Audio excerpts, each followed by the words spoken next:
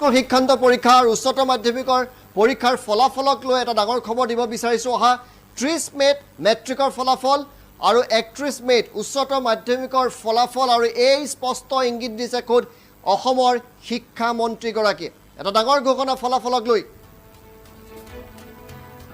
30 মেত মেট্ৰিকৰ ফলাফল ঘোষণাৰ পূৰ্ণ সম্ভাৱনা আছে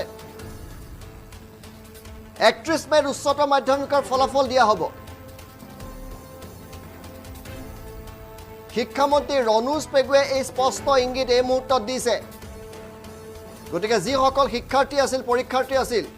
তেওঁলোকক এই খবৰ দিছো যোৱা বছৰৰ সৈতে একে তাৰিখত এই বছৰৰ ফলাফল দিয়া হ'ব যোৱা বছৰ 30 আৰু 31 তাৰিখে দিয়া হৈছিল ফলাফল 30 মেত মেট্ৰিকৰ ফলাফল ঘোষণা হ'ব এবাৰ আৰু 31 মেত উচ্চতৰ মাধ্যমিকৰ ফলাফল যি সকল মেট্ৰিকৰ পৰীক্ষাৰ্থী আছে তেওঁলোক সাজু হওক আৰু এইচএছৰ যি সকল পৰীক্ষাৰ্থী আছে তেওঁলোক সাজু হওক অহা 30 মে আৰু 31 মেত অগা পিছাকৈ দুইটা পৰীক্ষাৰে ফলাফল ঘোষণা কৰা হ'ব বুলি স্পষ্ট ইংগিত দিছে শিক্ষামন্ত্ৰী ৰনুজ পেগুৱে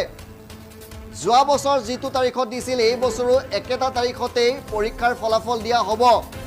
এয়া খোদ শিক্ষামন্ত্ৰীগৰাকীয়ে প্ৰকাশ কৰিছে 30 মেত মেট্ৰিকৰ ফলাফল